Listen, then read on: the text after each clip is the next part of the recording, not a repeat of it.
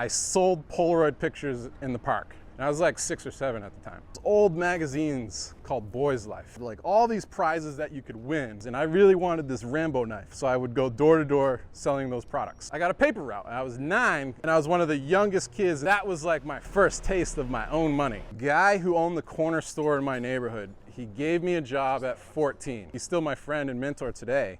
And he's an investor in GigKloud now. I started flying lessons. I had my private pilot's license when I was 16. Hanging around the airport like this. I could rent a plane before I could drive a car. Full ride, St. John's. I immediately went into graduate school. Columbia, I studied physics. I believed I was going to be an astronaut. Couldn't do it anymore, so I figured I would join the Navy and be a Navy pilot. I couldn't be an astronaut because I was too tall. I lost all passion for it. Did I see action? Yes. I was deployed to 5th Fleet, Iraq. I had 17 combat missions. So you get out of the military. Yes. What do you do? I opened a pizzeria, Zero's New York Pizzeria. Where? In Waikiki, Hawaii. Biggest slice in the Pacific, which it was. I had never made a pizza before in my life. I went to YouTube and I was like, how to make pizza? And they were like, pizza sucks. When we got there, oh my gosh, it was great. We decided to move to Japan. Started this company called Tokyo Truck Guy, where it was just me and a cargo van running around the city, helping foreigners move their stuff. Took all the money that I earned and I started opening up Airbnbs. I took an internship at the New York Mercantile Exchange. Write out their trades, they'd like whip the cards in, Bachelor of Science in Finance. I interned for a huge financial company in New York City. No, I wasn't happy there. I didn't like it at all. The atmosphere wasn't for me. The people weren't for me. I worked for Delta Airlines for about 3.5 years. Okay. I worked out of JFK and literally cut my teeth on customer service and client relationship management. Where'd you go? I've been to over 40, I think like 42 or 43 countries, but everywhere you go, it changes your perspective. You meet different people. I wanted more out of my career. I wanted more potential. A very good friend of mine had been working with this ad tech company, Cargo. So I handled like high touch customer accounts. What's going on here? Where'd you get I'm just trying them out. They were inspection time. When I left, about 300 people. I grew from entry level client relationship management to product marketing, understanding the entire ecosystem of what kind of technology we were building. Where'd you meet William? The thing that I loved the most about my time at Cargo was the startup scene. So I started consulting and advising other startup companies. I started making a few angel investments, figure out how to evaluate a company from scratch, to evaluate a founder.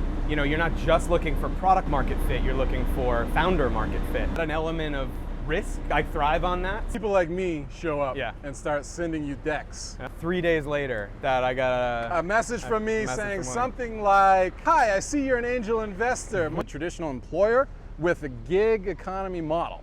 So one shift, you take a person who works a 40-hour shift in a warehouse. It's one guy working 40 hours.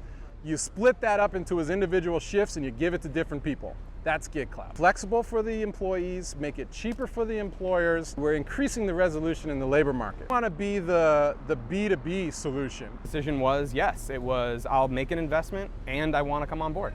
Best decision I ever made.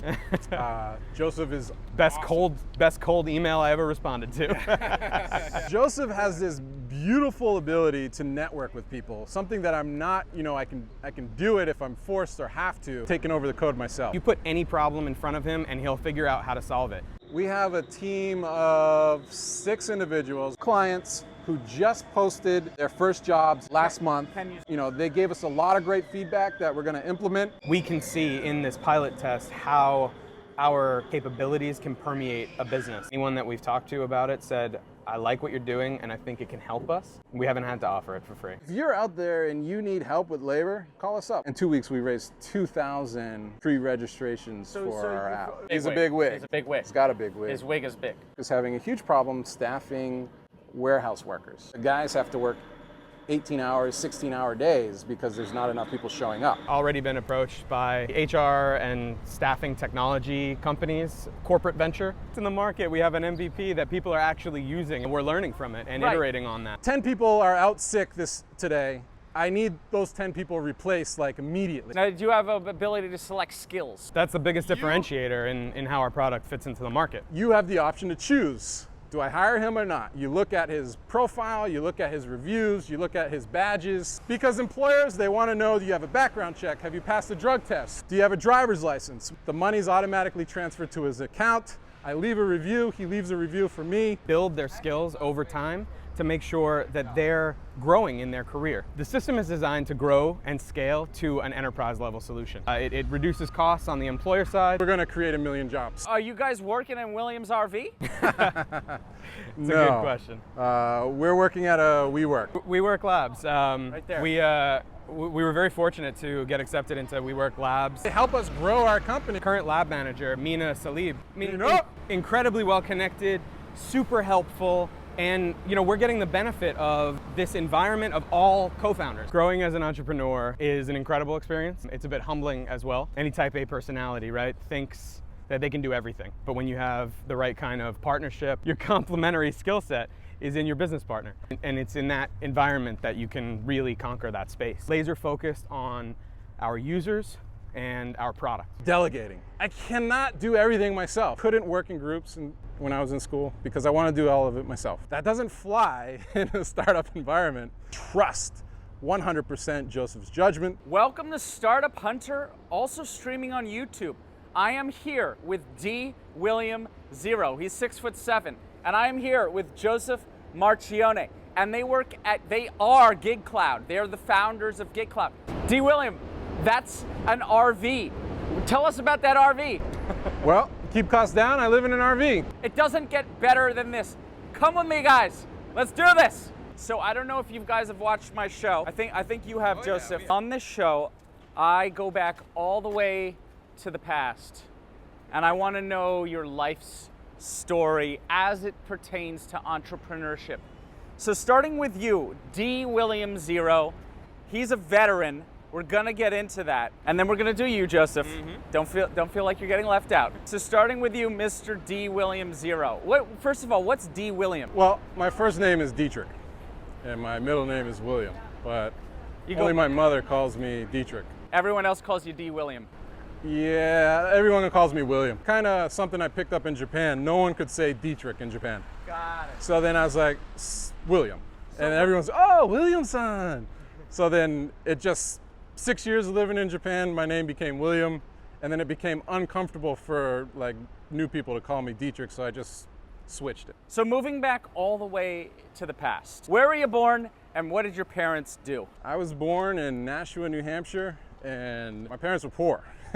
My mother was an artist, a painter. She ran for mayor of our hometown at one point, various jobs. We've never owned a color TV, only owned a car for like 1 or 2 years of my whole childhood. And your father? My father, he was a carpenter, but I didn't know too much about him. He left when I was about 4. So what can you remember as your first hustle as a kid that had to do with, something productive, not like lighting firecrackers, If you sold the firecrackers, it counts. But if you're just lighting them. My first hustle as a kid, my piece de resistance, I escaped from a foster home. We were living I was in a foster home, and I told the Sunday school bus driver that my foster parents had moved to a new address. But the new address I gave them was my mother's address. Okay, so this is more of an Ocean's 11 kind of thing, right? I mean, I was 6, so maybe Ocean 6. Oh, so you escaped for like a day and then? No, I escaped, and when I showed up, my mother was at a barbecue. She wasn't there. I was just hanging around on the street.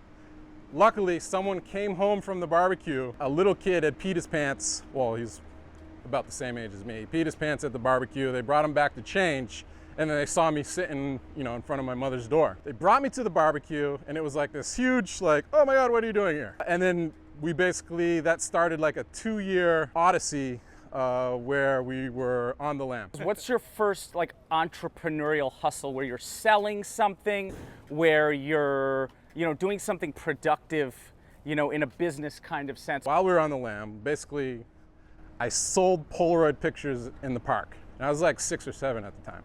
So I take a Polaroid camera, I go into the park and find tourists walking around, hugging, kissing, holding hands.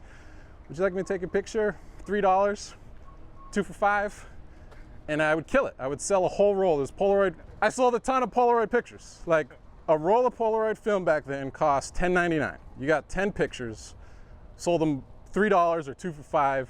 Usually made about 10 bucks profit on everything. I'd go through like 2 or 3 rolls in a day. So that's some serious hustling. Yeah, and there's 86. You're taking pictures.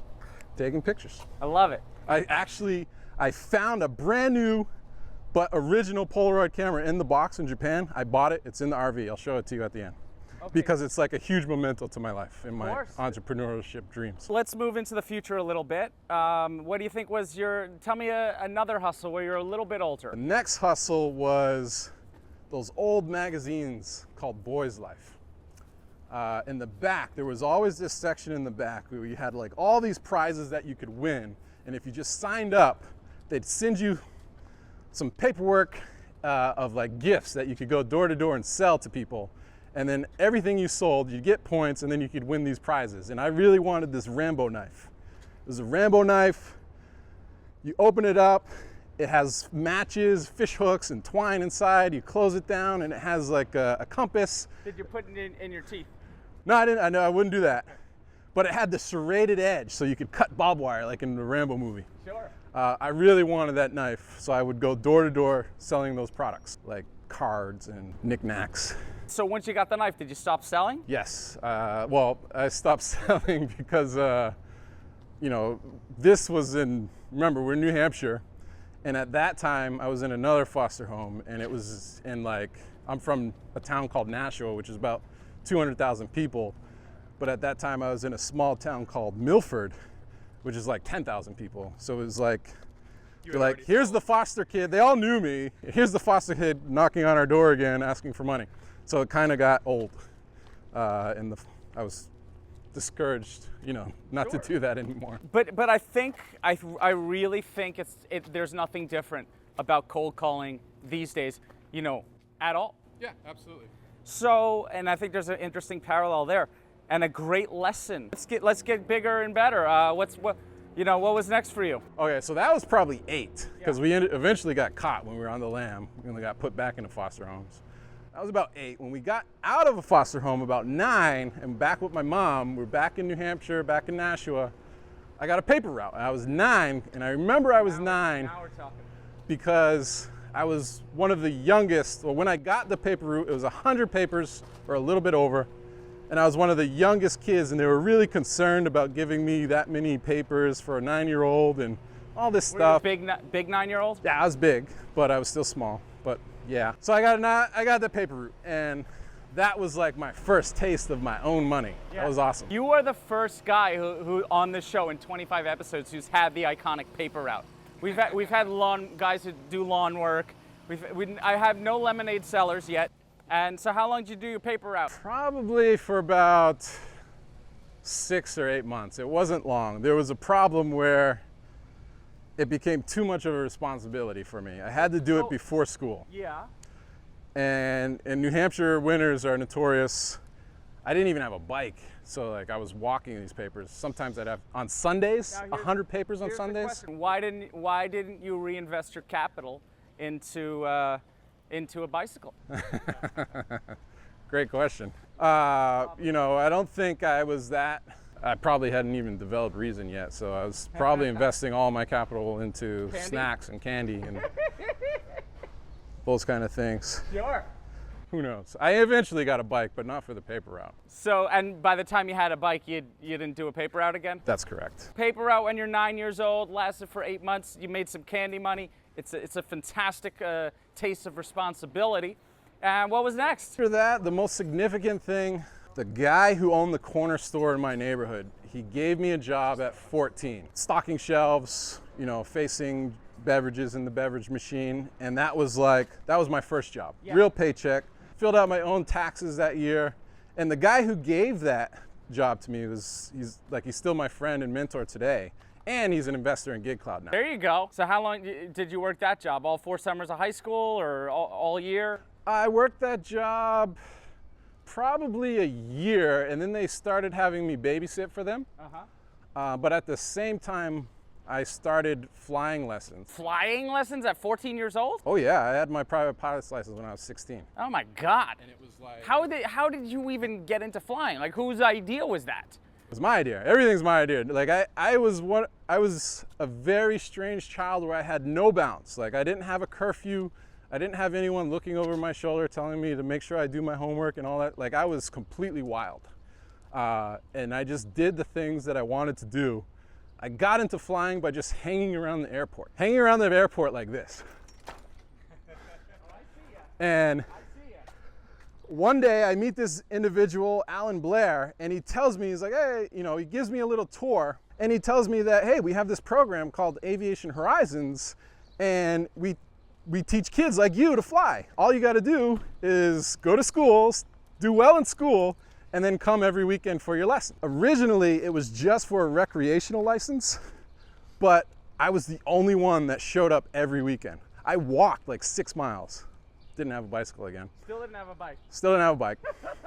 I would walk through the woods, like 6 miles, get to the airport. I would never miss one. They ended up having so much extra resources because all the other kids quit that they just threw them all at me. And I went all the way to private pilot's license. And what does it mean to have a private pilot's license as a... Private pilot's license means I can fly by myself. It was a visual rating. So I could fly by myself anywhere. I could rent a plane. So what, did you do that? I rented a plane. I could rent a plane before I could drive a car. Did you actually fly solo? Yes, absolutely. A private pilot. As a 14-year-old? Not, so you have to do, at 15, I probably had my first solo. Yeah. When I got my private pilot's license, then I could just rent a plane and go flying on my own anytime I wanted. Could you bring passengers with you? Yes. So... And I've almost killed my friends many times, but. Get into college. Did you go to college? I did. I almost didn't, but yes, I did. Where'd you go? I went to St. John's here in the city. Okay, so you got some real big city exposure. How'd you pay for it? Track and field. I just joined the track team when I was a junior and turned out to be a natural. Which event? High jump and shot put. I was four-time. No, let me guess. 7'2" on high jump. No, only 6'10". But that's as high as I got. But I could also throw the shot put 54 feet.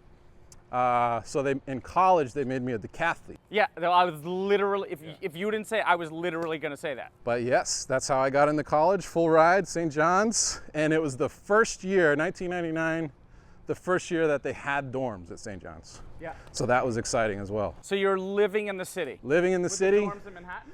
No, the dorms at St. John's are out in Queens, yeah. Utopia Parkway, Union Turnpike. Sure. I lived in Millennium Hall the first year. Millennium Hall. Oh, I got so many cool stories about Millennium Hall. That's perfect. So let's talk about college hustles.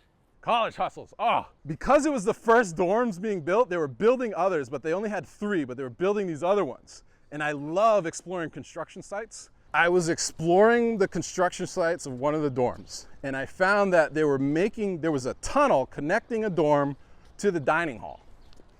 And, you know, it wasn't completely finished, but taking that knowledge, I then used that to sneak into the dining hall when I no longer lived in the dorm. So like all 4 years I had free meals. I honestly think that most entrepreneurs do not work well within rule systems. I strongly believe that.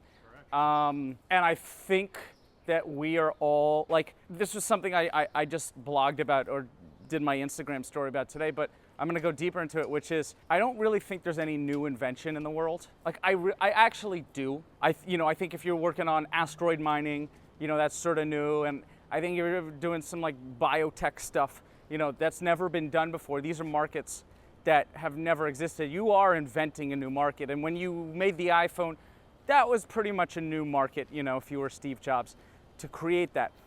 And where I'm to tie this all together, to come back to it, I don't think there's anything new. So if you are doing some kind of business, there's this sort of place for you in the ecosystem, in the corporate world, in the working world, where you do your thing, you prove that you get market share, and then they're like, okay, Rebel Rogue, we're gonna buy you for $10 million, and come on in, and you have to stay with us for 2 to 4 to 7 years, and then you can have your money. And you can go keep doing that thing that you do, even bigger and better. You got me started on rule breaking, and I think entrepreneurs have a tendency to go there. Yeah, that's a great point. I mean, my whole childhood was all about rule breaking. Anybody who's going to be an entrepreneur isn't going to stay inside the box, right? That's the whole point. We think outside the box, create our own way, and eventually, and oftentimes, it's better than the previous way. So you're in college, you have your little cafeteria scam, right? Yeah. Eating for free, even though you're getting paid for. Well, when you move out of the dorms, you get a stipend. Yeah. So there's a benefit to not living in the dorms because now they give you money.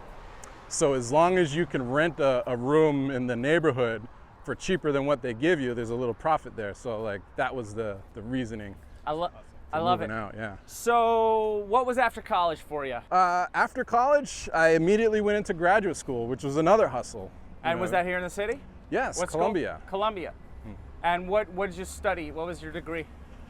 So I studied astroparticle physics. I studied physics as an undergraduate, doubled physics and philosophy, and then at Columbia I studied physics. So your career path, you must have been thinking either you're going to be a professor or you're going to go work at the CERN laboratory in Switzerland. I believed I was going to be an astronaut, the tallest astronaut ever. Yeah. Now, is there a height limitation on being an astronaut? At the time I didn't know, but there was. Which is But how tall? It's 75 inches. Which is how tall in feet? In feet, that's 6'5". 6'5"? Oh, I'm sorry, 6'3". 6'3". And you are 6'7". Yes. Now, do you think 79 that's inches. justified, the height limitation? Is it like literally you can't fit in the seats? There are, there's various reasons, but yeah, it's probably justified. I mean, I'm sure I would have been fine, but Right, I'm sure you would be fine. the space shuttle, it's cramped. You throw on a helmet, yeah, whatever. I'm sure it's so competitive that they have to set unwaverable, restrictions. So you wanted to be an astronaut, you studied your particle physics, and then when you got the degree, did you apply to be an astronaut? No, so I was a PhD student. I did 3 years. My mother ended up with breast cancer, so I left graduate school. Sorry to hear that. Yeah, she recovered. I helped her out. She recovered. I had an opportunity to go back, but I just couldn't do it anymore. So I figured I would join the Navy and be a Navy pilot. No. When do it anymore, you mean your heart was out of it? My heart was out of it. It was, I wasn't prepared.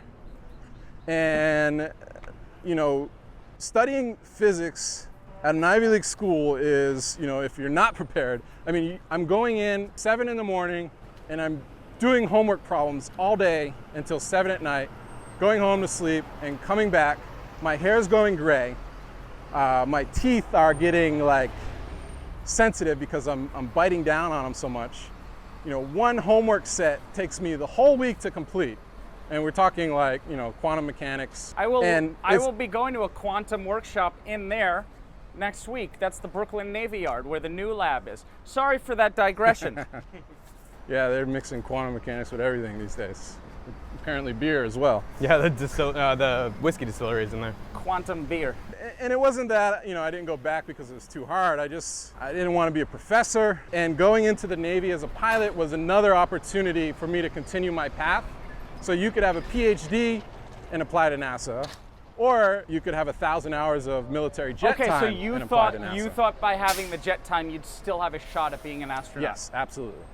So you joined the Navy with a degree, meaning you're a lieutenant. Yes. So I went through OCS. I had 2 degrees. Or did they put you in at second lieutenant or captain? No. When you join as a Navy, you're an ensign to begin, which is 01.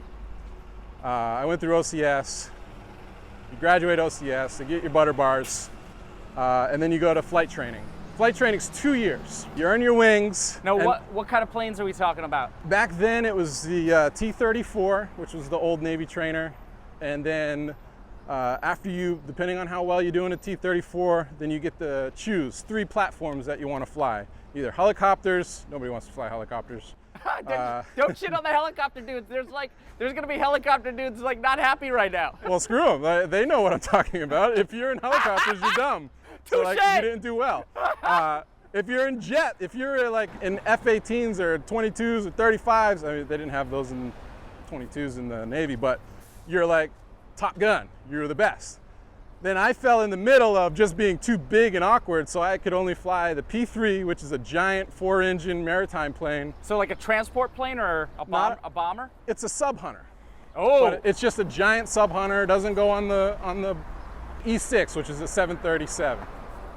And I wanted the sub hunter because they fly out of Hawaii, in Jacksonville and Whidbey Island back then. But I was gunning for Hawaii. Now, a sub-hunting plane, you aren't disclosing any classified information if I ask you some questions about You can ask me. I won't answer the ones that I can't answer.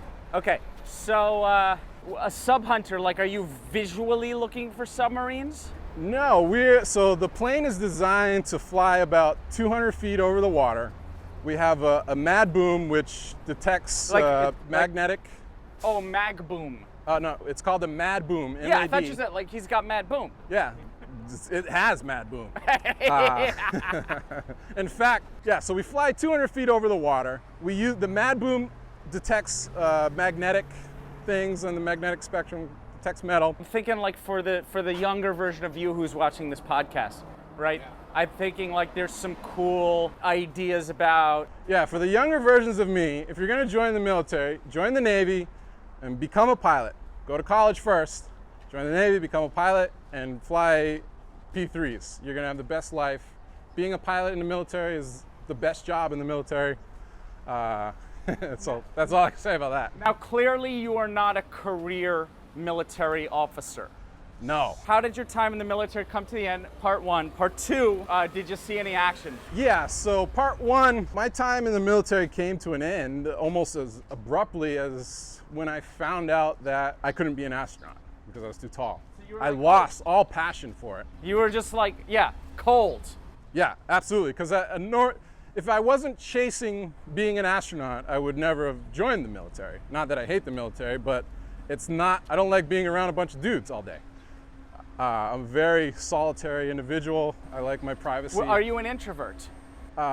Yes, but I've trained myself to be more social. Interesting. Because it's necessary to be successful in anything. Sure. You have to talk to people. Absolutely. Begrudgingly. Not interesting. Extrasting. And you're an extrovert. Bad pun. Yes, we'll get into. I am an extrovert for sure. Yeah, which makes us a perfect compliment. It's a really great pair. The second half of your question was, did I see action? Yes, I was deployed to 5th Fleet, which is, layman's term, is Iraq. Now, what year are we talking about? We're talking 2010. Yeah. In Iraq, most of the bad stuff is done. They don't have any surface-to-air missiles that could take us down. We're up at 25,000 feet. We're flying out of Bahrain over to Iraq, circling around for 11 hours, and then back and just doing the same thing the next day. You know, we're drinking coffee, we're drinking Powerades, eating Hot Pockets. It was actually a great time.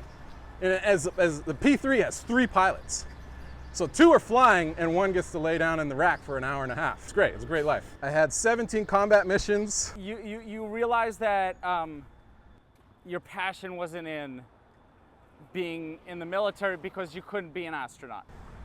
That's right. So did you sort of file your resignation and say, I'm not signing up for another tour? How it works in the military, as an officer, I owed the military nothing. I got my education on my own. I owed them nothing. I was commissioned. As a commissioned officer, you're serving at your own will. So I resigned my commission. Okay. Because I didn't have it in my heart to execute my duties, responsibly as an officer anymore. And when I resigned my commission, that starts a procedure of events, which eventually led to me leaving the military early. So you get out of the military. Yes. What do you do? I opened a pizzeria, Zero's New York Pizzeria. Where? In Waikiki, Hawaii. So were you already stationed in Hawaii from the military? I was, yeah. I ended up getting my Hawaii spot. So you got your Hawaii, and what island are we talking about? We're talking Oahu. Which is the small island? The small island, but the most populous, about 2 million people. Is that where Honolulu is? People. Yes. Honolulu. Honolulu. Honolulu? How did you arrive at, hey, I'm gonna open up a pizza spot with an astrophysics degree? Like, by now, everything in physics was all forgotten. I just pushed it in the back and went on to the next thing. Like, everything I learned what I learned as a military pilot was essentially the equivalent of a PhD in aviation. I mean, we learn everything, every light, circuit breaker, switch. You know what it does, you know how it's powered, you know where the power comes from what bus, whether it's AC or DC, etc. So all the other stuff was pushed out. When I opened the pizzeria, it was because I found this great retail space available, and I was like, what could go here? And I was even thinking about it on my first deployment, what could I put there? And the one thing that Hawaii doesn't have is good New York pizza. So my time from Columbia, there's this place right next to Columbia called Coronet's Pizza, and they serve these jumbo slices. They make a 32-inch pie. The slice is like this big, and I was like, that's what I'm gonna bring to Hawaii. You want to bring big boy food. Big, giant slices. We call it the biggest slice in the Pacific, which it was. Open it. Was it immediately successful? Was it not successful? I had never made a pizza before in my life. I negotiated the space. They gave me 2 months build out, and my plan was to build the place out in a month so I could start earning in that first month. And 2 months build out means you don't have to pay rent for 2 months. So did it actually work out? It worked out wonderfully. I built this place. I freaking tiled everything. I did the plumbing myself, did the electricity myself. I built counters. I built counters to eat your pizza, counters to serve. Yeah. I learned how to make pizza the night before we opened. So you're focusing all your time on the building and not so much on the recipe. I went to YouTube and I was like, how to make pizza, how to make New York pizza. And I found this guy who a guy who ran 10 pizzerias in the New York area. He just gives away his recipe. And I'm like, all right, that's good enough. We'll do that. The first New York pizza I made was like this thick. How thick? Like this thick. I think it wasn't great. And it took us we opened and we got that first month for free, but it really took us a month to get your pizza, refine it and get it right. Your recipe dialed in. Yeah. And the worst part is that the first day we had a line out the door and all these people came in and they were like, pizza sucks. We were burning pizzas. The oven was going from it's supposed to be at 550, it was going to 650, and then to cool it down, it ended up at 400, and everything was a mess. It took so long to refine it. Yeah. But you got there. When we got there, oh my gosh, it was great. They were perfect size, they were thin, extra cheese. It was beautiful. So how long, you have a successful pizzeria, how long do you do that? So we did that we had a short lease. We had a 2-year lease. It was in this place called International Marketplace. They tore it down and built something else. So we only had the lease until they were going to tear it down. You want to go in the Navy Yard? Sure. I don't know. To make a decision whether to open it in another location or do something else, we decided to move to Japan. What'd you do in Japan? Japan is a fascinating place. Not many opportunities for foreigners who don't speak Japanese. You could teach English, you could headhunt, or you can make a living off of Craigslist, which is what I chose to do. Now, by make a living off of Craigslist, what do you mean exactly? I started this company called Tokyo Truck Guy, where it was just me and a cargo van running around the city, helping foreigners move their stuff. It turned out to be a tremendous need for this, tremendous. So were you able to make a living? Oh, a great living. Now, did you have a fleet of trucks? No. So I stopped with one truck. I took all the money that I earned and I started opening up Airbnbs, these big 4-bedroom apartment Airbnbs. Again, another vacuum in a market. I sold the business to my best buddy, Jaime. Well, hold on. Okay. So you said Airbnbs plural? Yeah, I had 5 Airbnb apartments. That you owned? No. We rented them and then we put them on Airbnb. A complete nightmare for your typical Japanese landlord. Okay, so a nightmare for the landlord. Yeah. But who cares about that? Let's talk about money. What kind of money are we talking about? Is it how? Because I want to know if I want to get into the Airbnb game. So a lot of money. That's a Navy ship. This is the Navy Yard. How you like them apples? All right, so you do your Airbnb and then you get here to New York for GigKloud. Yeah, so essentially the combination of my experience with Airbnb, a marketplace, and Craigslist, a labor sourcing app platform, I combine the two of them and you have GigKloud. Okay, we're gonna pause this whole conversation, William, because it is finally time for Joseph. Awesome. I know it's taken a little bit longer to get here, but now is your time, Joseph. So what I want to know, Joseph, is as the co-founder of GigKloud. Yes. Look at that Coast Guard action happening right now. Where were you born? I was born right here in Brooklyn. My parents lived on the border of Greenpoint and Williamsburg way before it was cool. We lived there until I was about 3 or 4 years old and then moved to Long Island. So I grew up in the suburbs outside of the city. And what'd your folks do? My parents, my mother's a homemaker. She worked as a younger adult, and then when she had my older sister, she started to stay home with the family. Yeah.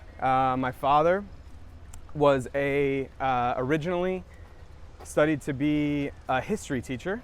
He got out of college right when there was a huge economic downturn and shifted his focus to photography. That was actually his main skill. Yeah. So he became a photographer, worked in commercial photography for a while, and then an opportunity kind of fell into his lap to buy a seat on the commodities exchange. So he traded crude oil on the New York Mercantile Exchange. They traded crude oil on the New York Mercantile Exchange, made a great living, had the opportunity to buy another seat down the line, and eventually, way fast forward here through my father's whole career, was able to just simply rent out the seat after a while. So he retired very young.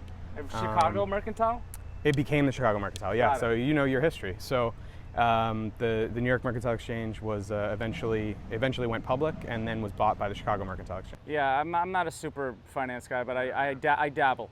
This gives me a good idea. Your dad's, a real capitalist, it seems, but also an entrepreneur who definitely did something for himself. Yeah, that's a business where you either work for a big company trading or you work for yourself. Well, if you can. Right, and he was what they call a local trader. He worked for himself. He was a market maker. Not everyone can. I want to get to you, Joseph. What was your first hustle? First hustle. As a kid. So let's say, actually, it's funny. I just mentioned my father's career path. I was very lucky, very fortunate. As a kid, I did not have that early hustle. I didn't have the paper route. But you must have had. Didn't mow lawns as a little guy. Something. Yes, I did. So actually, it's funny, but it doesn't have to be for money. It's just something where you're doing something productive. Well, yeah. So my first real job was an internship at the New York Mercantile Exchange. How old were you? I was 17. It was the summer between my junior and senior year of high school, and I took an internship at the New York Mercantile Exchange. And if you've ever seen a movie like what's the movie with Eddie Murphy? Trading Places. Yeah, of course. I just rewatched it actually. Yeah, you can actually see the old trading floor with the ring, and there are what amounts to kids in the middle of the ring catching the cards. So when the traders make you're catching. This is like before it went trade cards. digital. It was correct. It was before it was totally now that digital. Doesn't exist. There's not even a physical exchange anymore. Yeah, so wow. the traders would write out their trades. They'd like whip the cards in like you're trying to slice something in half with a playing card. Yeah. They'd throw it into the ring. You're surrounded by this net. You've got goggles on, and you catch the cards. You timestamp them, and then another intern. And you were the cat. You yeah. caught them. Another intern runs it to the back, and then it gets posted on the board. Did you ever get into any wrestling matches or brawls? Or in the ring? Did you see any brawls? No, but you know what was crazy though? I've never heard anything as loud as closing bell on a Friday of a crazy week of trading. Packed house at Yankee Stadium with home runs in the extra innings isn't as loud as 2:30 on a Friday at the exchange. So it was cool. It was a fun first hustle, and I'm glad that was my first real work experience. You got a commission on every card you caught? Oh my God, that would be amazing. Like even if it was like 1 cent or 2 cents. 17. Would you go to college next? Yeah, graduated high school. I went to college in Rhode Island. My goal. Brown?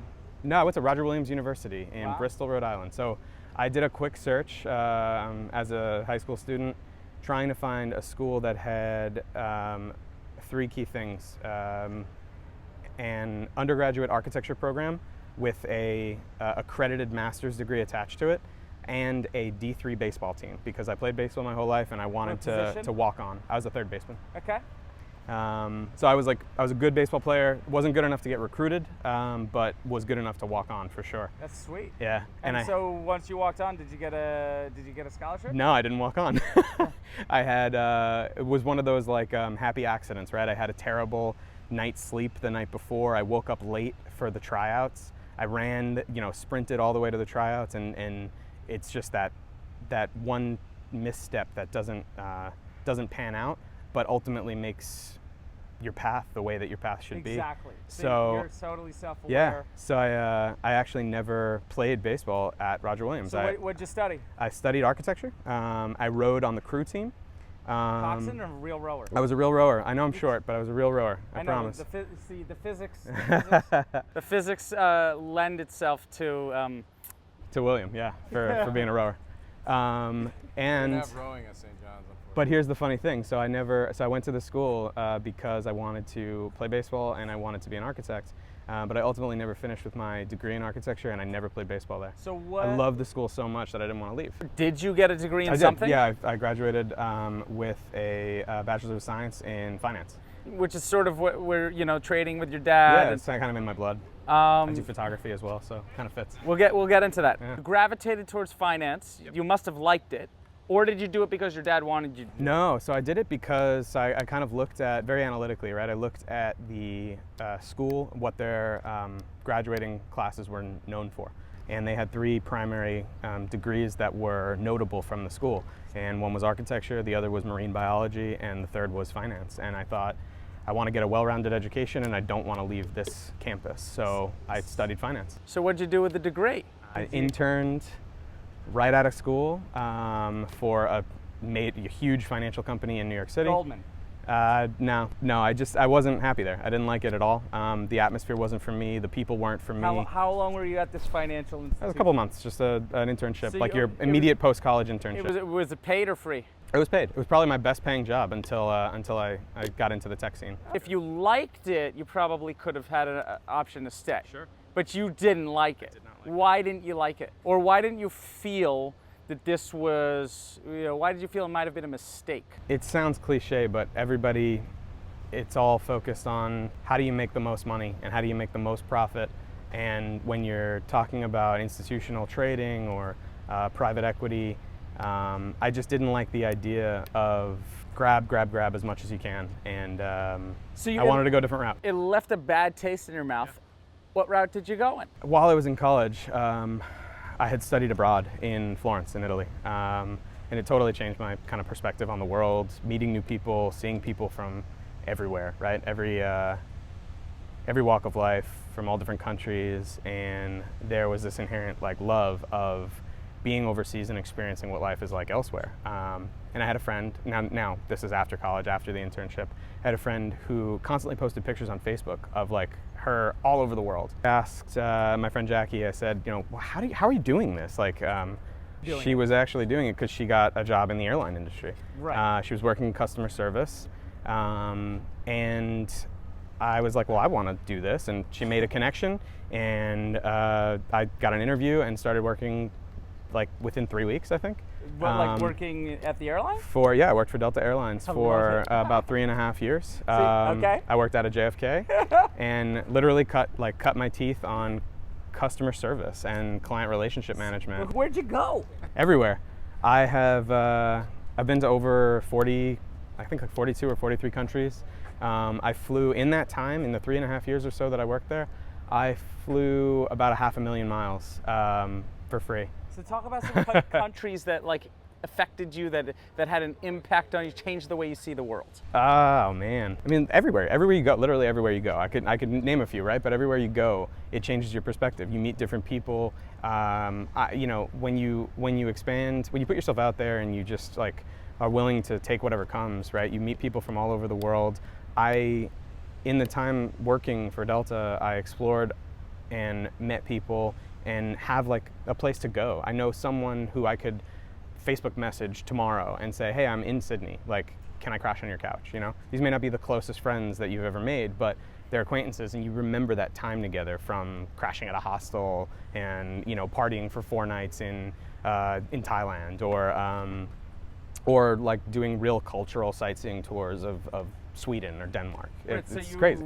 You literally had a ticket to explore the world for free, which is precisely really amazing. You said you only worked there for 3 years, so I assume you got tired. Yep. You realized you didn't get a finance degree for nothing, and I assume you got tired of that, and you wanted to you got bored or something more exciting. In that role, I wasn't on a career trajectory there. It was a part-time, like, I could work as many hours as I wanted, but effectively it was a part-time role.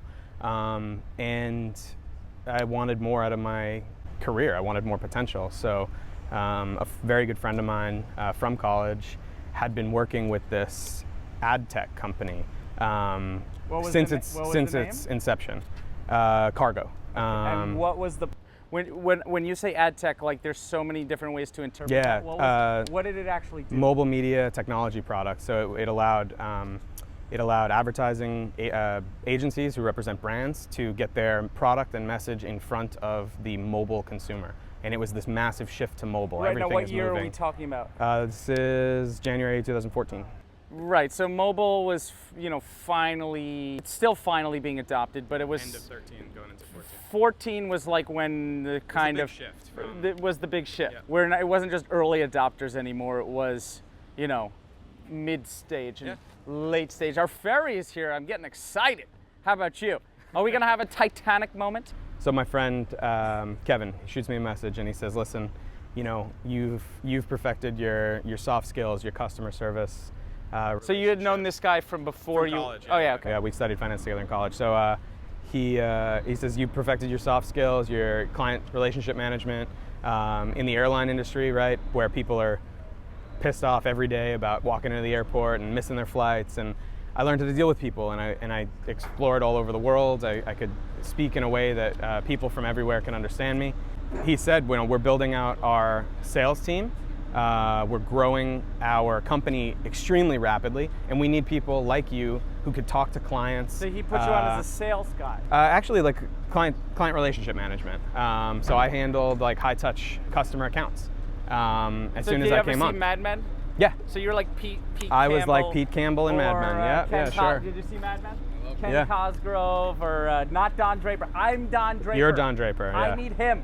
I started drinking scotch after that show. Hang on, we're getting our ferry. We're getting on our ferry. We're cooling off right now. There's AC right in here. Look, it's a real ferry. If where were we? You got in the cargo startup. Oh yeah.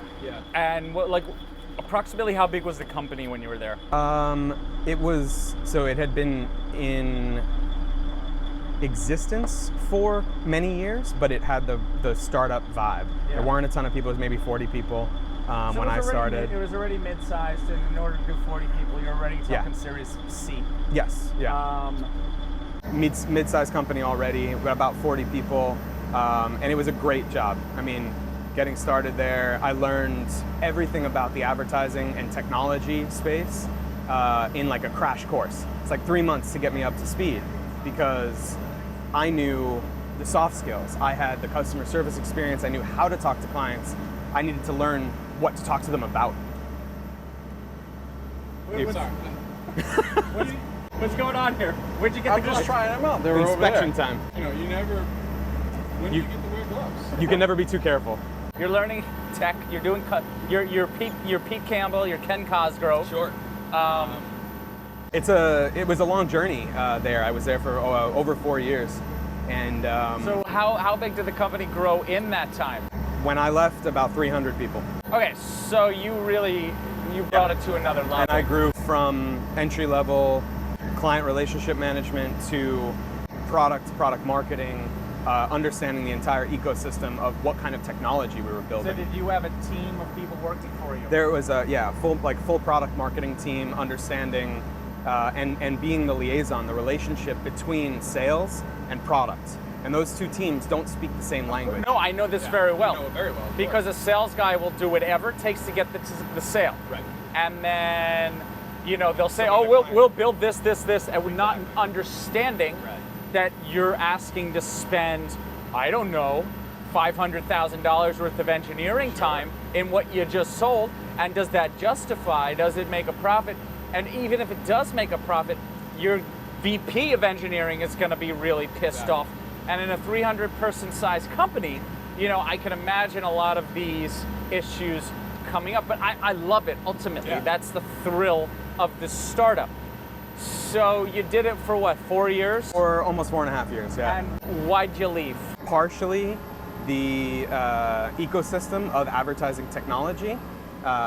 There was a downturn, you can call it, in the space. All right, so you feel the space had gotten saturated by that point. Yeah, there was a lot of M&A activity. There were a lot of little companies being swallowed up by the bigger guys, right? Like Oath and those guys. It was a hard time for ad tech companies. So ultimately, the company dropped about a third of its headcount.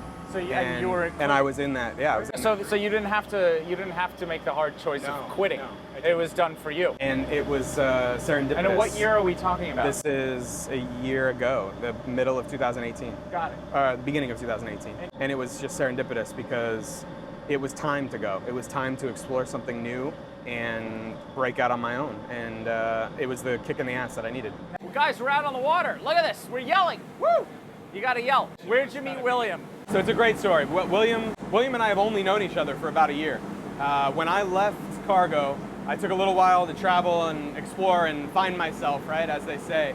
And I realized that the thing that I loved the most about my time at Cargo was the startup scene. It was the early days, the 30-person company, and like everybody wears every hat. You do whatever you could, whatever you can to help a company grow and create something and have that responsibility and ownership. So I started consulting and advising other startup companies, mainly in product marketing, but really in anything from ideation to creation. Were you doing this for pay or for free? I was starting to do it for free because my ultimate goal was exposure to the startup space as an angel investor. So I started making a few angel investments back when I... So you could be an angel investor from literally anywhere from $100, which is not too common, to $5,000 to $25,000, and the sky's the limit. I mean, you could be $1 million angel investor. But you can, and this is sort of how people break in to angel investing. So like, this is a topic I haven't covered on this channel yet. That's cool. Which is, you don't have to make $25,000 investments to call yourself an angel. You can make $1,000 investment. You can make a $250 investment. So here we have Joseph here, before he's too fancy for this show,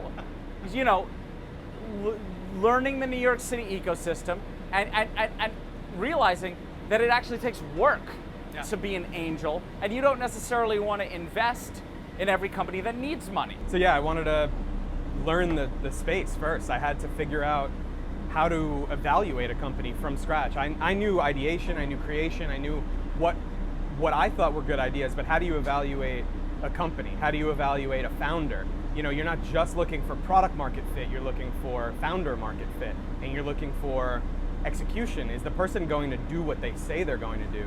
And I loved it. It was thrilling. It was, it's got an element of risk that is incredibly, I thrive on that. So it was great. And So how'd you meet William over here? Yes, I started making angel investments as early as my time in the ad tech scene, and I was encouraged. Actually, so after leaving Cargo and trying to figure this route, this consulting, advising, investing space, I was working with a coach, and every great athlete has a coach.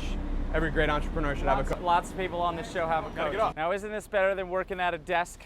Yes, it is. Sorry. So, you guys are actually hustling. Every day. So, how'd Is this you? the most ground you've covered on Yes, Startup Hunter yes. before? This is. But I did one in Rhode Island. Oh, but we cool. didn't do any boats or buses. So, how'd you meet William? My coach encouraged me to state exactly what it is that I was doing. Yeah. I came up with a kind of a plan, and I changed my LinkedIn status, or not status, what's it called? Your little subheading under your name in LinkedIn, to read advisor, consultant, and angel investor. Right. So And- automatically recruiters stop trying to recruit you once you Right. say angel investor. Recruiters stop, and then entrepreneurs start. People like me show up Yeah. and start sending you decks. Yep. Here we go. Now, So it was not 3 days later that I got A message from me message saying from William. something like, "Hi, I see you're an angel investor. My Wait, company you GigKloud." still want to rock the blue glove? Oh yeah, I love the blue glove. My company GigKloud is about to rock the world off its access let me know if you want to see a deck. I'll send you one. Got it. And he replied. And I sent that message like 8,000 times, and maybe like 400 people replied. It's a numbers game. Yeah. It really is. And is. as opposed to just sending like 10 a day and then getting discouraged by those 10, what you're doing, you know, just blasting out. I think All October was just messages. Although I think I sent his out. Now, what was the idea for GigKloud? GigKloud is a digital marketplace that connects employers to on-demand labor. Okay, so here's what I think first off. When you say that, I think TaskRabbit, I think, right, so what's the point if TaskRabbit and Postmates and DoorDash already exist? I think that was my response to William's email. Right. My first question was how is GigKloud any different than TaskRabbit? So you're literally skeptical. And I replied like, look, those guys are peer-to-peer. They're one-offs. What I want to do is bridge the traditional labor, the traditional employer with a gig economy model.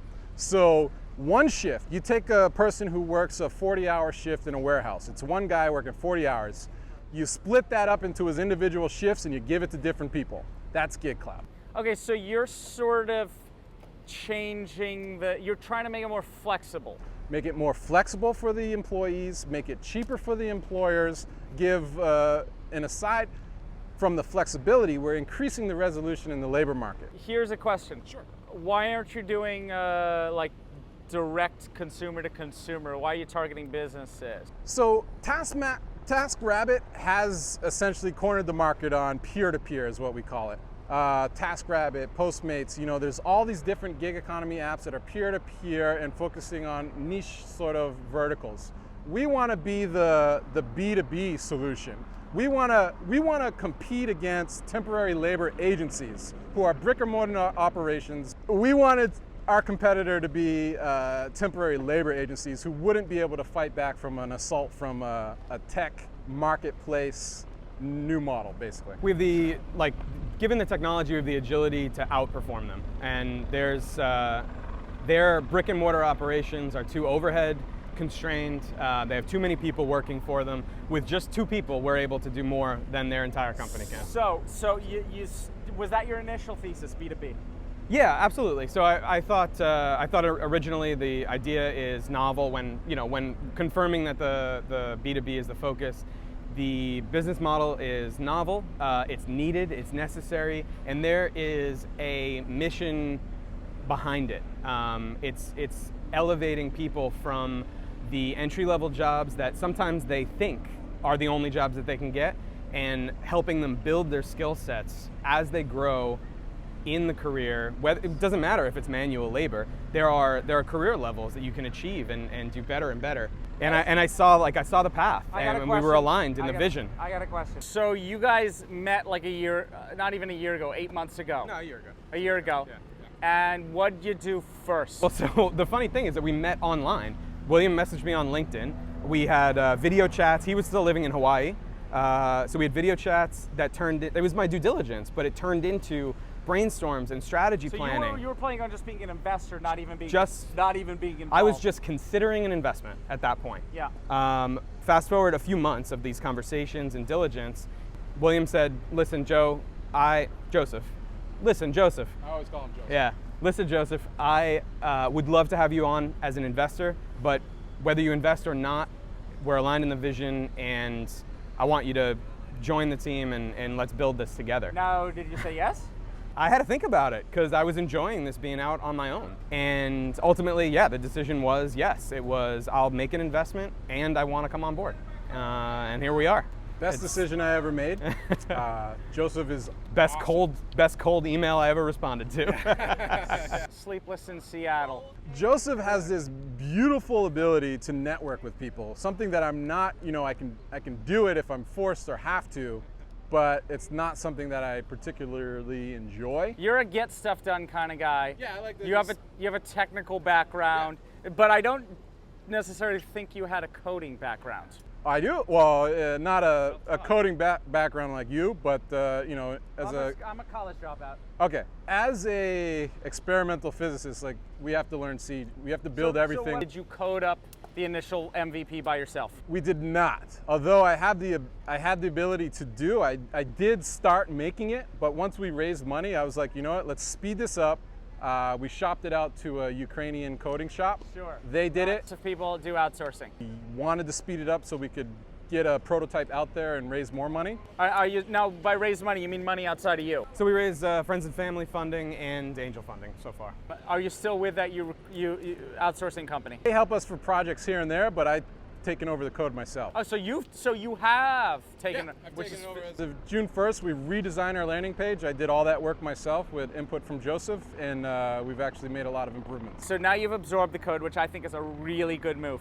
You may not be as efficient. I can tell you, having professionally written code for over a decade and maybe non-professionally closer to 20 years, I can tell you the moment I stepped away from working from somebody else to writing my own code, I quickly realized how much time I was wasting. So you're in the hot seat literally from day one, which I think is amazing because you realize like what you need to do. But I really think regardless of that fact, there is a learning curve. Absolutely. And I think there's like a deep, there's a deep kind of institutional knowledge you can only gain through years of doing these problems day by day, company by company, and a developer costing $150,000 to $200,000 a year without benefits, that's just pay. There's a reason they're worth that. And if you think you can just, yes, you can outsource it and you will get the same level of talent outsourced for half the price. But the thing is, getting that outsourcer, you know, is a task. And yes, lots of companies on this show are using outsourced labor. Like another company on this show has a team in Eastern Europe and a team in South America, and they're managing it. Right. So you can skin the cat infinite ways. Anyway, I think the beauty of it actually is that the base was written by professional coders, and with William's experience, he can take it over and we can run with it now the way that we want it done. And really cut costs. Exactly, and he's incredibly humble, and he's not going to say this himself, but you put any problem in front of him and he'll figure out how to solve it. So maybe it takes one day longer, but he'll be able to do it the same way that any professional coder would. Let me tell you one thing that I've done in my coding background. So while living in Japan, aside from all the other stuff, I wanted to teach myself web programming, so I rebuilt Craigslist and translated it into Japanese. I love it. I did this all in PHP, Yes. MySQL. Yes. I built the server, I Yes. handled the DNS, I did everything myself. Yes. And that's how I learned. But fast forward, that was like way back in like 2012. Fast forward, there was no GitHub back then. There was no containerized package. So what's your code base built in right now? It's Vue.js, and the back end is Node.js.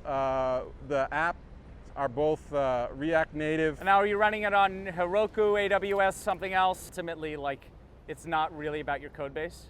It's in your ability to market and brand and execute your partnerships. Right. So your code base is like, you know. I only went that way to show you, like, to confirm your fact about the learning curve associated with that. I had to come up to speed on all of that stuff that I had it didn't exist when I taught myself how to program in PHP, which nobody uses anymore. Well, no real programmers, I guess. Continue the metaphor, you know, there's a lot more training. There's a lot more training that the Jedi Master can pass on to the Padawan. Oh, please. All right, so where were we? Where were we? We were talking about the learning curve for updating one's programming skills to modern skills. Oh, right. So you took over the code base, but okay. So now I know what I want to ask, which is something totally different. How did you guys really get started? How many of you are there? Is it just you two? No. We have a team of 6 individuals. We have 4 co-founders total, and then 2 other guys now, on the team. Are team. you guys like the main co-founders, and they're like the later co-founders? No. We're all co-founders are all equal, I guess. Joseph and I are just the ones that are here putting in full time. Everyone else are, they live in other countries or other states. Now, what do your other co-founders do? They help us remotely. So we have Brett Nelson. He lives in Japan. He's our chief of operations. We have Brad Sackman, who lives down in Tampa, and he's our, I guess, he's our sales guy. Right, and I met him. He's a former IBM guy. Oh, no, that was Ken Fogarty, who was our regular sales guy. Brad is more of an enterprise sales guy. Now, did it start out with you talking to him? No. So GigKloud was incorporated in 2018, April. Okay. I had a call I've had this idea in my head for a long time. I called my good buddy Brett over in Tokyo, and I was like, look, I got this idea. I told it to him. He understood it right away. He's like, this is awesome. I can raise a bunch of money for it. Let's do it. Did he raise a bunch of money for it? No, he didn't. He got very excited, but he didn't. But the point is that his excitement motivated me to say, you know what? Let's do it. Let's just go all in. Now, by chief of operations, like what skills does he provide? So he was a COO for 2 previous boutique hedge funds. So he brings that operations experience. Sure. Today, over in Japan, where everyone does everything, so he's helping source relationships in Japan for and potential investors in Japan. He's found us a couple investors, not the 5 million that we thought that we would raise in the first month, but yeah. So he's actually cultivating some great relationships that when we get to the appropriate level of growth, we can use to raise some significant money. You've been at this for a year. There's 4 founders. There's people on your team. You've got a real team. Yes. Right? Together. What do you have to show for it? We have the web platform is built. The app, 2 apps, iOS and Android apps are built. They're operational. We have 2 clients who just posted their first jobs, 9 shifts last month. Can you say which the clients are? LaFleur is a women's boutique clothing line. They run pop-ups. They hired our workers to help set up a pop-up and then hired our workers to take down the pop-up. And we're in talks with them now they gave us a lot of great feedback that we're going to implement and see how we can better serve them in the future. One of the great things about a company like that is we can see in this pilot test how our capabilities can permeate a business. So it started with a delivery, and then it continued to the pop-up shops. And now beyond that, our next opportunity is possibly with the warehousing end of their business. Yes. So this is just one client where we might have 3 separate buyers inside one business relationship. So you're the CMO marketing officer. Correct. You guys running any schemes? And this is asking both of you. Are you running any schemes where you're giving away your service for free, as a sales funnel, like a 14-day free or some kind of like free to like raise awareness? I think if anybody said to us, hey, listen, we'd like to try your services, but we think you're too early and it might not work for us, we'd offer it to them for free. But to be honest, anyone that we've talked to about it said, I like what you're doing and I think it can help us. We haven't had to offer it for free. So if you're out there and you need help with labor, call us up. Growing a company, right, is a war of getting clients. We've already talked about Mad Men. You know how that goes. There's competition out there. How do you think you're gonna be successful? Like, what's your growth strategy? Okay, so our growth strategy is to begin by pre-registering a giant pool of potential workers.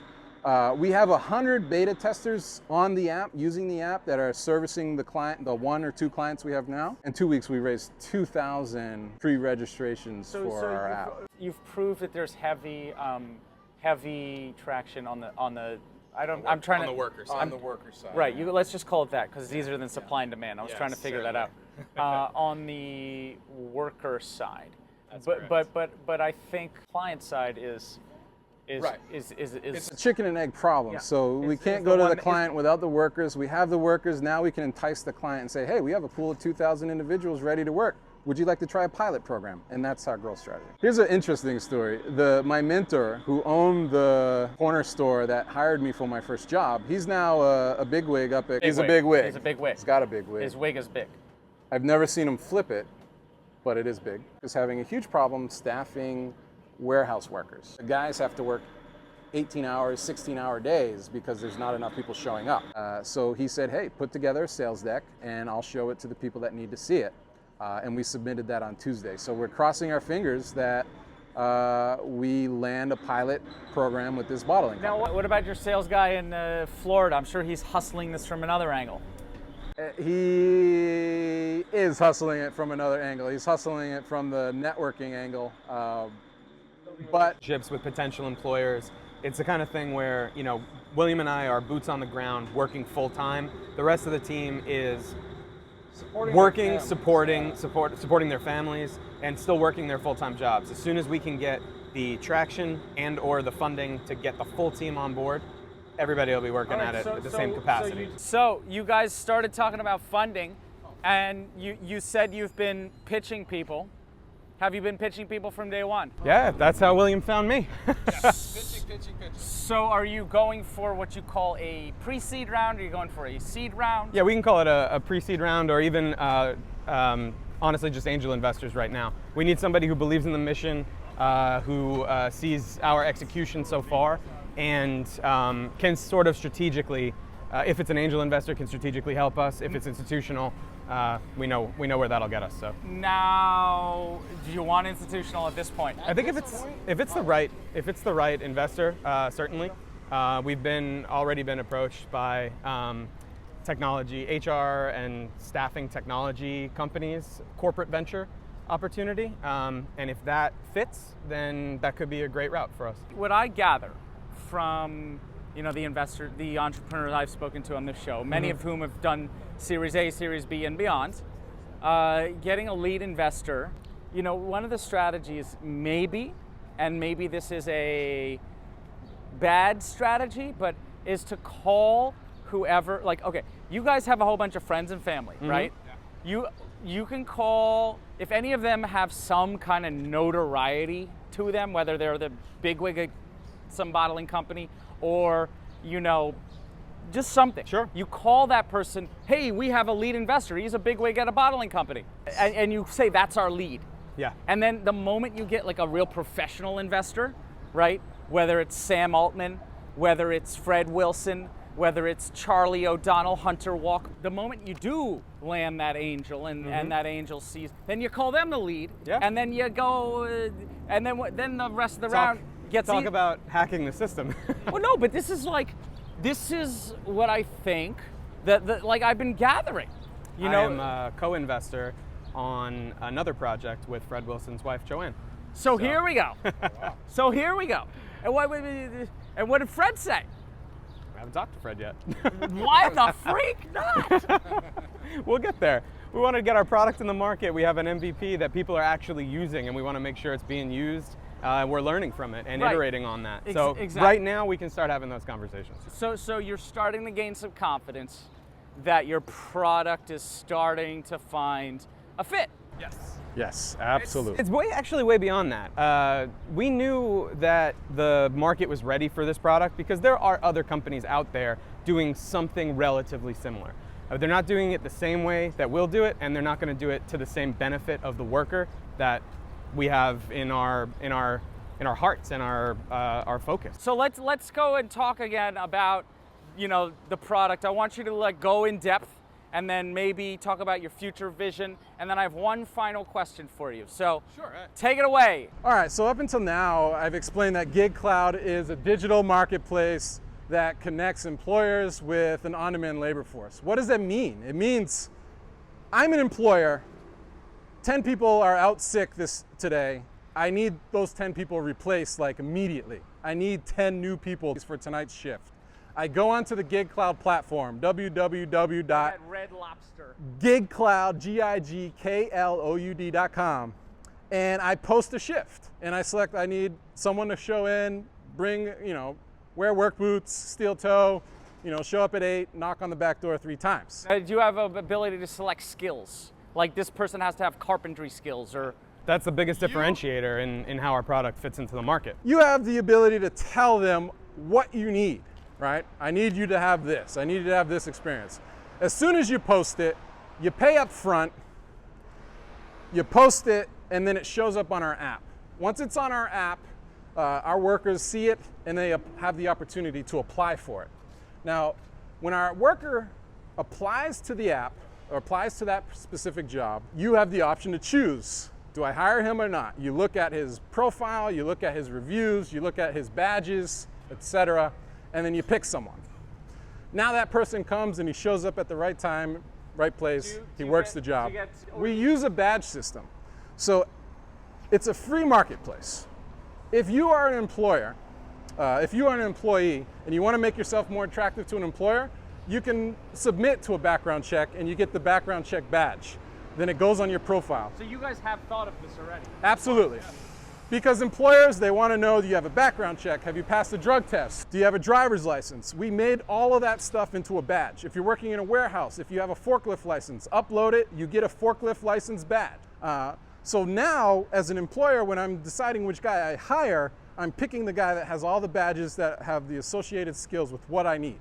I hire that guy. He comes, he works, the job's complete, the money's automatically transferred to his account. I leave a review, he leaves a review for me, it's done. There's a built-in dispute process as well. Let's say I'm hiring a dishwasher, he shows up and he breaks $100 worth of dishes. Sure. Well, we hold the money in escrow, that's why we collected it first. So now we take that out of his pay. You know, as an employer, I hit the dispute button, the dispute, we come in, we get involved, we come to an amicable solution, and then we go on. So that's how GigKloud works. The beauty of the badge process, the badging system, I should say, it allows workers to, or it allows employers to identify the right worker for the job, and it allows workers to build their skills over time to make sure that they're growing in their career. A lot of the jobs that we're focusing on are lower level manual labor jobs. They're non-skilled or semi-skilled jobs. Bus drivers? I'm not, No, not at all. Bus driver is highly skilled. I meant truck driver. Truck driver, depending if it requires a CDL, also highly skilled. So it's non-skilled, but potentially semi-skilled. So if you have a CDL, you can upload it, get a CDL badge. So anything that you have a credential for, you can upload and get a badge for it. So the kind of non-skilled and semi-skilled work, a great example of this is a warehouse operator. So you're moving boxes from point A to point B in a warehouse. If you're a non-skilled worker, you're doing that by hand. If you're a semi-skilled worker, you're using a forklift, and you need a license and an operator's license to use the forklift. Yeah. You have that badge. The employer knows that you have it, and they'll hire you for that job. And you, as a worker, will ultimately earn more money that way.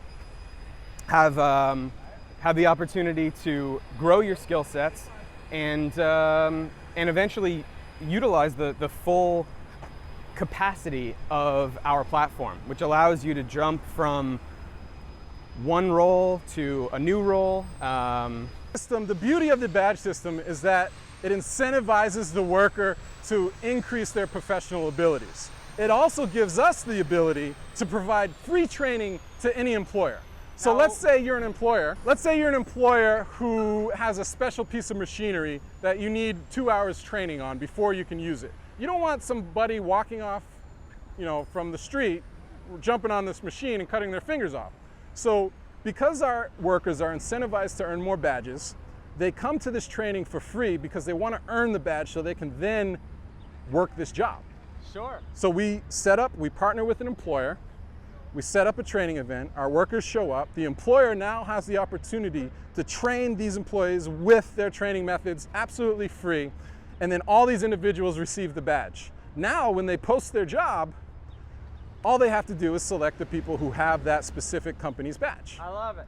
Thank you. So your next question you asked was about our future potential and where this company can grow to. The system is designed to grow and scale to an enterprise level solution. Any company that has standardized labor practices can use GigKloud to source their labor. So whether it's someone who calls out sick or whether they want to create an entire employee management platform through GigKloud, we'll have the ability to provide workers who have training by that company's trainers, their standards, their methodology, and build those into regular 1099 contractors, ones who are used on a rotating basis.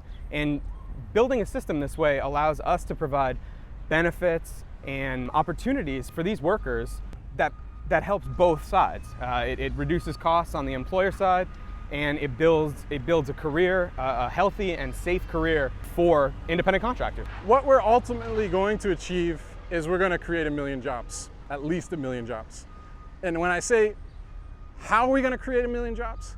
Like, just because we're breaking up one shift, that go back to that warehouse worker who works 40 hours a week, and we break his 40-hour work week into 5 8-hour shifts and then give it to 8 people, you say, well, how does that create jobs?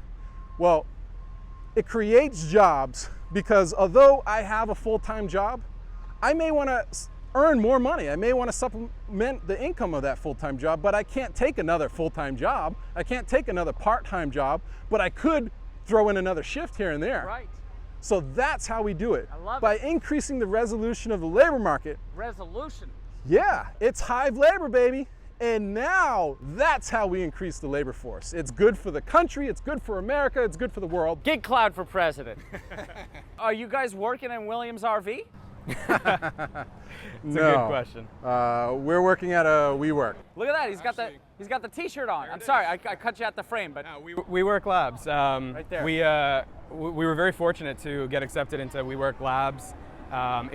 Effectively it's a no equity incubator. Their program helps startups get a foothold in the market. It's all founders and co-founders on the floor.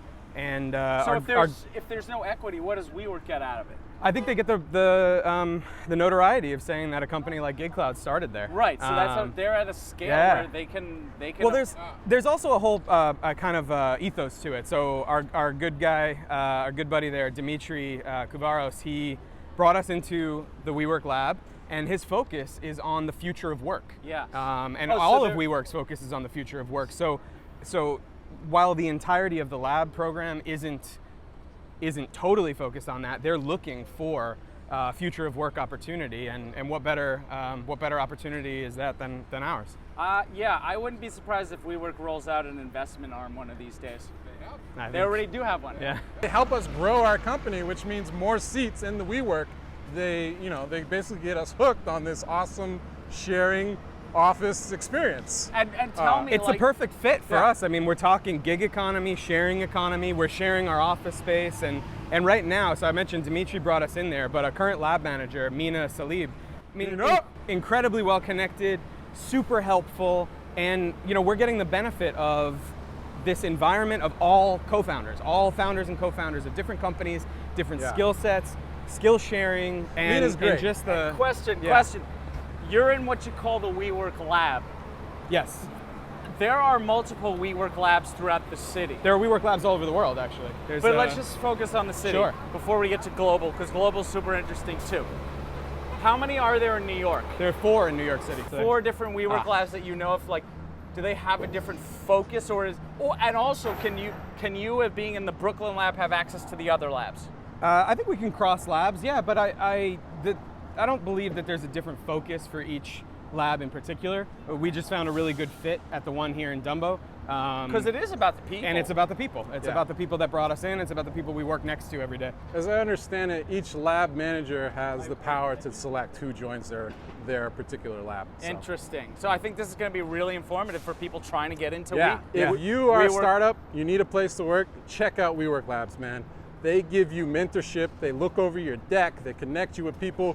Your first clients are most likely going to come from other people in the lab. So check them out. There you have it.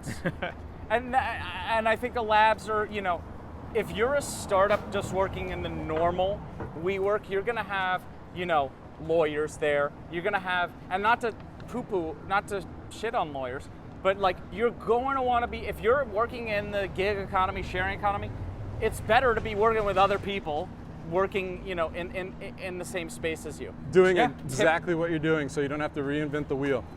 Typically. And who knows, maybe even interesting partnerships. Unless your project is reinventing the wheel, then that's a different story. Maybe even interesting partnerships will arise out of this. Like, are you going to stay at WeWork Labs forever? I'm particularly happy with staying at WeWork until we're 100 or more plus people company, because they have everything there to make you comfortable, and the environment is conducive to like that family tight-knit environment. surrounded by a bunch of young, cool people. We would definitely stay at a WeWork forever.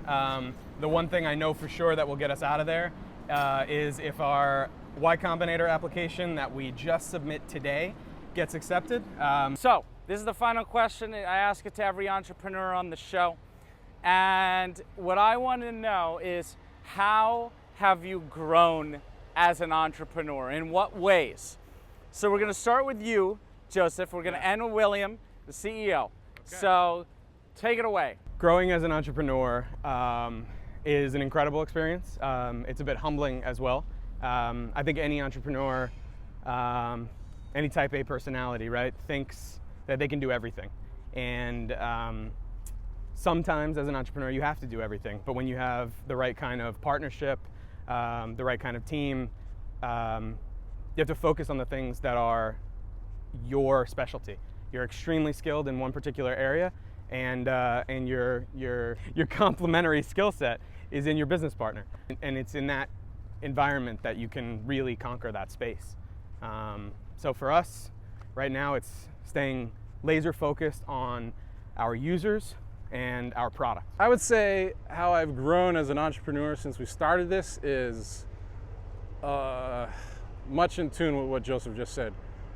Delegating. I cannot do everything myself. I can't, I'm the type of personality, I couldn't work in groups when I was in school because I want to do all of it myself.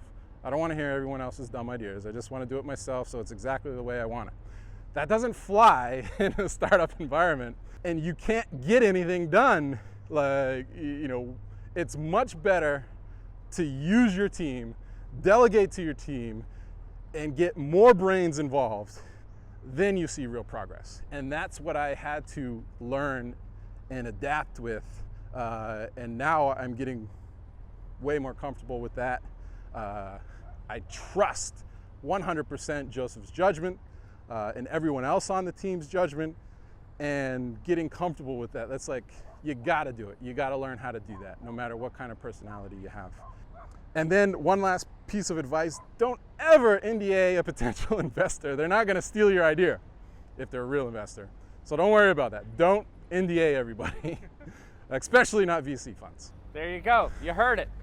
Don't NDA anybody, but really, trust is more important than all the brain power in the world, I believe. And, it's divide and conquer. And what we're seeing right here is a team right here behind GigKloud. So I'm really optimistic that we're going to see a lot more of them in the future. And I want you guys back on, when you hit 500 million. Dale? Absolutely. Dale? Got it. Absolutely. Right here. All right. That's a GigKloud promise right there. Thank you. So good luck to you guys, and thanks for coming on. Thanks. I am an extrovert for sure. Yeah, which makes us a perfect compliment. It's a really great pair. The second half of your question was,